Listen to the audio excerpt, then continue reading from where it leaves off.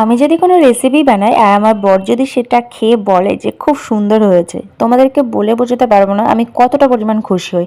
তারপর আমি ভাবতে থাকি যে ওকে আরও কী কী নতুন রেসিপি করে খাওয়ানো যায়। তেমনই কিন্তু কয়েকদিন আগেও আমার কাছে আমলকির আচার খেতে চেয়েছিল, তোমাদের সাথে কিন্তু ভিডিওটা শেয়ারও করেছি। তো ওকে আচার বানিয়ে দেওয়ার পরে ও যা রিভিউ দিল, মানে আমি তো কি বলবো, আমার তো শুনে এতটাই ভালো লাগলো যে আমি এত সুন্দর আচার বানাতে পেরেছি। তো যাই হোক, তো আমি ভাবলাম যে চলো তাহলে ওকে একটা নতুন একটা মানে আমলকিটা আর একটা রেসিপি করে খাওয়ানো যাক।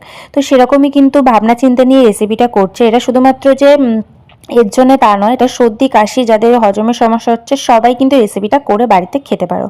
ঠিক আছে, তো যাই হোক, ফার্স্টে কিন্তু আমলকিটাকে সিদ্ধ করে পেস্ট করে নিয়েছি। তারপরে কিন্তু এখানে দেখো কড়াইতে দিয়ে দিয়ে তারপরে বিট লবণ আর হোয়াইট লবণ আর আদা পেস্ট আমি এখানে দিয়ে দিয়েছি।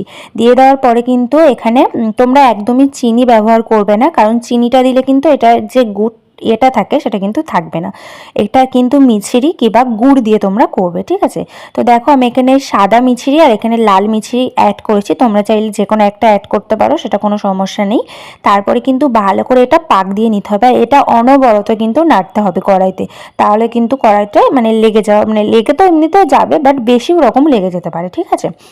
তো তারপরে কিন্তু এখানে আমি একটু কাশ্মীরি লঙ্কার গুঁড়ো অ্যাড করেছি একটু ঝালের জন্যে।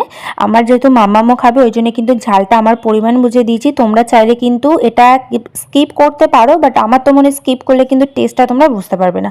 সব কিছুই দেবে বাট পরিমাণ মতন, ঠিক আছে। তো ভালো করে কিন্তু এটা রান্না করতে হবে আর একদম নেড়ে নেড়ে রান্না করতে হবে, ঠিক আছে। একদমই কিন্তু টোটালি মানে এটা কিন্তু এ করা বন্ধ করলে হবে না। তারপরে কিন্তু আমি একটু জিরের গুঁড়ো দিয়ে দিলাম আর একটু দিয়ে দিলাম মরিচের গুঁড়ো, ঠিক আছে। সব কিছুই কিন্তু পরিমাণ বুঝে দেবে। আমার এখানে আমলকির পরিমাণটা 500 ছিল, 500 গ্রামের মতন ছিল, তাই জন্য আমি সেরকম পরিমাণ করে দিয়েছি। তোমরা চাইলে যদি একটু বেশি পরিমাণ হয় সেইভাবে কিন্তু দেবে। আর এটা কিন্তু দারুণ কাজ করে সর্দি কাশি যাদের হজমের সমস্যা আছে, তারপরে হচ্ছে যাদের চুল পড়ার সমস্যা আছে, তোমরা কিন্তু বাড়িতে বানিয়ে খাও, তোমরা কিন্তু এর মানে কি বলবো একদম এফেক্ট পাবেই পাবে। আমি কিন্তু রিসেন্টলি এটা মানে করেছি, মানে কয়েকদিন হচ্ছে করেছি, খুবই ভালো আর খুবই মানে পেটের যাদের সমস্যা আছে সেগুলো কিন্তু দূর হয়ে যাবে। খেয়ে দেখো তাহলে বুঝতে পারবে, ঠিক আছে।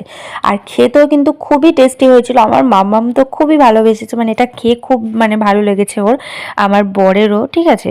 স্পেশালি কিন্তু ওর জন্যই বানানো, ও আমাকে বলেছিল, তো সেই জন্যই। তো যাই হোক, দেখো আমি কিন্তু এগুলোকে ভালো করে ঠান্ডা করে নিয়েছি, আর কিছুই মশলা কিন্তু ওখানে দিতে লাগেনি। তারপরে ঠান্ডা করে নিয়ে কিন্তু এগুলো কিন্তু গোল গোল করে দেখো আমি এখানে, এবারে দেখো আমি এগুলো ছোট ছোট নাড়ু করে নিচ্ছি। তোমরা চাইলে কিন্তু নর্মাল যে কাচের বয়মগুলো হয় সেগুলোতে রাখতে পারো, নাড়ু করার দরকার নেই। আমি যেহেতু ভিডিওতে দেখাচ্ছি